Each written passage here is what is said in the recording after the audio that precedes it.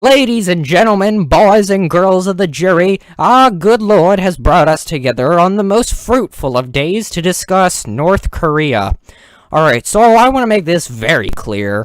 So this video will not be a history of North Korea's founding. It will, however, contain a brief history of how it existed and how it came to be and its leaders and what it's like now and, you know, that kind of thing. So David more serves as a rundown of North Korea's material and their social culture and geography and politics, the drill. Alright, let's get on with Fringe Fubar's toy review. Is Cheongwadae. So North Korea and South Korea are located here in Eastern Asia. They're split between the northern and southern halves of the Korean Peninsula, respectively. So the peninsula and hence both nations are very mountainous, but North Korea is the more mountainous of the two. South Korea isn't as much, but you know, still pretty crag-like. Obviously, the western and southern coasts of the peninsula are extremely islandy and covered in thousands of waterways and inlets and flat plains in between the valleys of the mountains. This is the same problem that Japan has, in which they have a small landmass with a lot of land you can't use because it's highly mountainous and rocky, so they must build in the only flatlands that they can find, like valleys in between mountain ranges and what little plains they have. Because of this, Korea's cities are located in narrow and tucked-away regions, with only the biggest cities being on what little plains and flatland they have. It frequently rains in North Korea, with gray cloudy skies causing much of the lower elevation westlands to have their rivers flood. Not all the time, but decently. The flora looks pretty similar to other places, but there's also a lot of pine trees, like the Korean pine. Want to hear something cool? North Korea has wild, native tigers that roam around the pine-covered mountain passes and mountain ridges. I know there are enemies, but frankly, that's kinda sick. Combined with the smokestacks and gloomy weather, it's pretty dismal and depressing.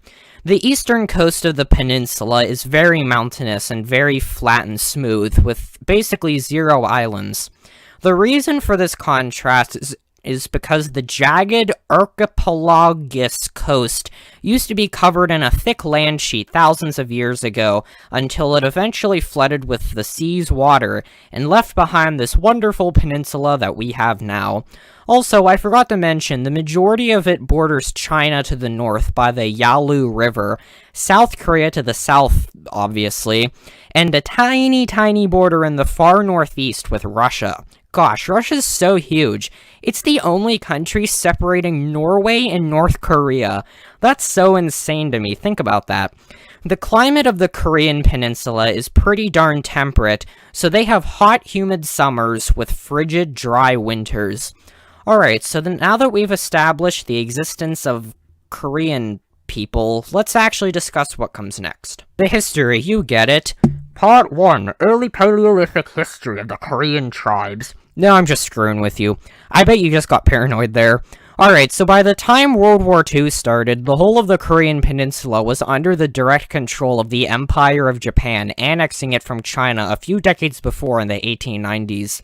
They also controlled Port Arthur, Taiwan, the southern half of Sakhalin, the Kuril Islands, and some Pacific Islands, but that's besides the point. Point being, Japan annexed Korea.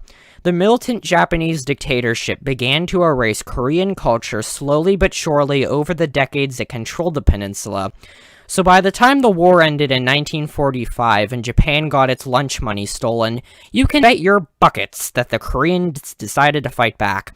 By the time our Japanese friends surrendered, Korea fell under the joint control of the two superpowers, America and the Soviet Union. The two turbo nations split the peninsula by the 38th parallel, a straight line that went across the globe. The Soviet Union at first made a Marxist-Leninist occupied zone in the area north of the parallel that they controlled, but shortly thereafter made it into North Korea in late 1945, a communist one-party dictatorship.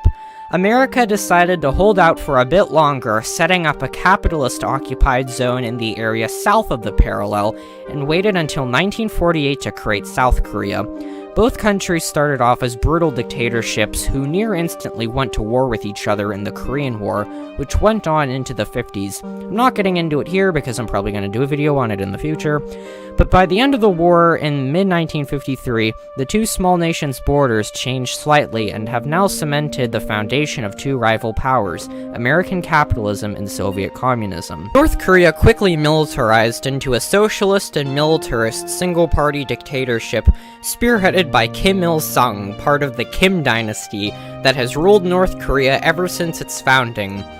Legend has it that Kim Il-sung was an angel-like demigod who was born under a double rainbow on the top of a mountain, and the heavens and the sky above opened up to birth a new star in the sky, signifying the glorious leader's entrance onto this mortal plane. In reality, a raging, narcissistic, alcoholic womanizer who engaged in ritualistic debauchery thanks to the never-ending supply of non-consenting Korean women in his country who are spoon-fed to him based on a viciously barbaric cult of personality. Anyway, North Korea actually started off fairly well thanks to the country's bountiful reserves of coal and iron, which explains why so much of the country has kerosene lamps and black lung. So with the assistance of the Soviet Union, North Korea started off pretty well, actually economically outperforming their South Korean neighbors. It made some wonder, like, is this communism thing really that bad? Like, maybe this was the way to go. Any advantage they might have had, however, went down the drain by the start of the 1960s or so. So North Korea practices this very bizarre doctrine called Juche, which is this religious belief that is exclusive to only their nation, which is that the whole reverence of the Kim family, that they're, bountiful gods, generous pharaohs, that whole shtick. It's their official ideology and the only religion that's really allowed, and has also led to their insane militarization and isolation from the outside world, not wanting any other prying eyes to peek in. Most of the workers are essentially rice farmers or miners, or really any other sort of laborer, so basically, life absolutely sucks. It's literally hell on earth. Kim Il-sung died in 1994, and his son Kim Jong-il took over. Not helping things was the collapse of the country's sugar daddy, the Soviet Union, in 1991, so while the rest of the world was celebrating, North Korea knew it was going to be in for a rough ride. And be in for a rough ride they were, because Kim Jong-il's first task was to handle a gigantic famine. Starting in mid to late 1994, a huge famine tore its way through North Korea, brought on by the collapse of the Soviet Union, a tornado-esque economic downfall, and the completely halting collapse of its public, labor, and resource sectors. The famine was absolutely horrid, with many villages being utterly wiped out from starvation, people dying on the streets, and families turning to cannibalism. It became known as the Arduous March, and began to show signs of ending by 1998. By 2006, they developed nuclear weapons slowly but surely. They were fairly weak and only number in at around 10 or 20, but it still enraged the international community. Kim Jong-il died in 2011, with his son Kim Jong-un coming to power around a year later. As of when I'm recording this, Kim Jong-un is still in power over the country. So what's life like there? Well, hell. There's no free speech. That's it. There's none. You can't say absolutely anything that goes against the Kim family, the government, the military, the propaganda, everything. You don't get food. You rely on subsistence farming and whatever you can grow. You are sent to die in a harsh labor camp if you do anything that goes against the norm. You are constantly bombarded with propaganda and lies constantly. Their entire nation is built off lies and antiquated English vocabulary in order to ensure a so-called prosperous future, when in reality, it's, not that. Look, I think you get the point. By the way, their capital is Pyongyang, and look, they have these fun little spherical balloons with their flags on them. How quaint. By the way, this place is super industry-based. No wonder it's a giant West Virginia. Sorry, West Virginians. I love you guys. It's a goof. Now, this is where it gets pretty interesting. So one of the byproducts of having your nation live in complete intended isolation is that nobody can or wants to trade with you. North Korea doesn't get modern, updated equipment from the outside world. Everything they have is antique, vintage, or always a few decades behind what the rest of the world has. Their standard is just behind. Their army still uses Soviet rifles and Cold War-era equipment.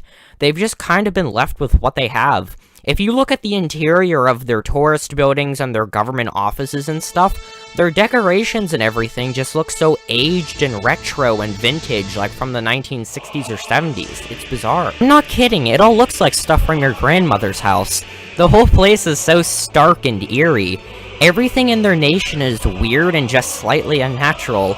All of the places important to the North Korean regime, like in government buildings and embassies and whatnot, they're all decorated to the gills with all these dead whatsits and taxidermied no-see-ums and all this weird nonsense.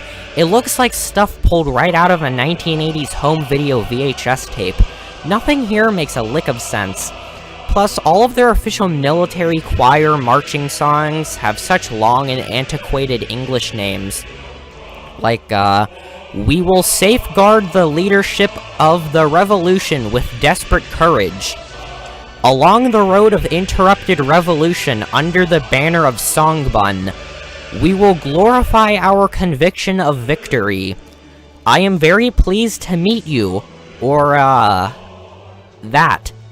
I think that way of speaking is a combination of a cult-like brainwashing for their leader, and also just inherited stuff from older English 200 years ago, when our language was a lot more flamboyant. I would be remiss to leave out the abandoned and creepy nature of much of the country. Due to them not having any money to supply any civilian or construction services or finish what they started, their track record is a bit dubious. Many buildings are just straight up left abandoned or uninhabited because they either don't have the people or the money to make these constructions worthwhile or break even. Like this village on the border with South Korea is literally uninhabited. It's just there to make their country look more full. The graininess and vintage look to this photo just adds to the eeriness. Get what I mean now? Well, that's it for this video, meine Liebchen. So what do you guys want me to do next? Drop some fire comments down in the comment section below. I've got some cool video ideas lined up ready to come out of the woodworks. If you guys have any better ideas, then tell me! If you think your ideas square up to mine, that's what I'm saying! Tell me! Anyways, bye-bye then. You guys are my cute little navy. I'll see you guys next time. I love you.